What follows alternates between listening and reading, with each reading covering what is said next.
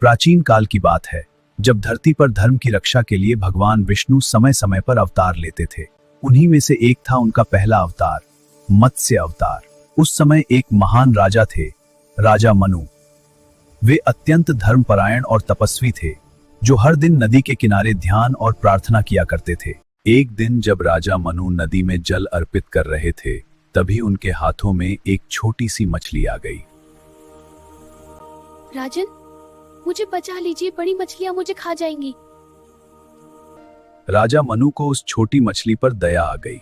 उन्होंने उसे अपने जल के घड़े में सुरक्षित रख लिया।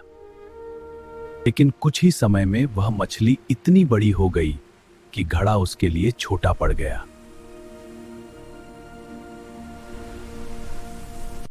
तब राजा मनु ने उसे एक बड़े पात्र में डाल दिया। पर आश्चर्य की बात यह थी कि मछली लगातार बड़ी होती जा रही थी। तब राजा मनु उसे नदी में छोड़ आए, यह सोचकर कि अब वह स्वतंत्र रूप से जी सकेगी।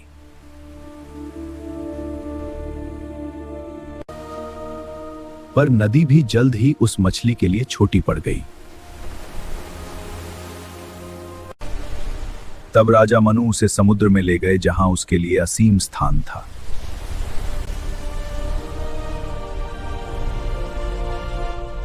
तभी राजा मनु को समझ आया कि यह कोई साधारण मछली नहीं है।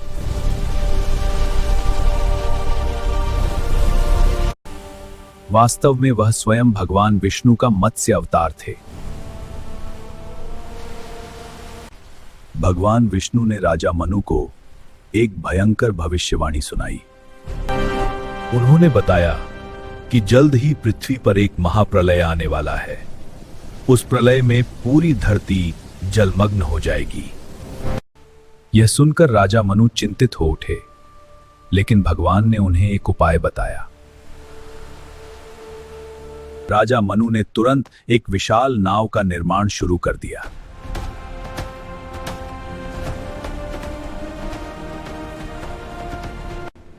उस नाव में सभी जीवों के बीज और ज्ञान को सुरक्षित रखा गया।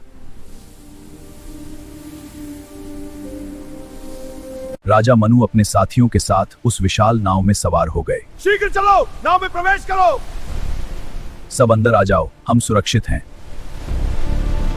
धीरे धीरे आकाश काले बादलों से भर गया। फिर शुरू हुई भयंकर वर्षा, जो रुकने का नाम ही नहीं ले रही थी। नदियां उफान पर आ गईं और धरती जल में डूबने लगी। चारों ओर केवल पानी ही पानी था। तभी समुद्र की गहराई से प्रकट हुए भगवान विष्णु के मत्स्य अवतार।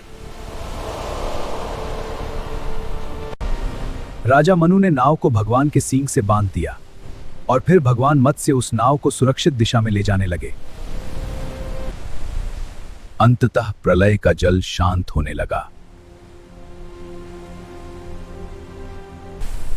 इस प्रकार भगवान विष्णु के मत्स्य अवतार ने सृष्टि और जीवन को विनाश से बचाया और नई शुरुआत का मार्ग दिखाया।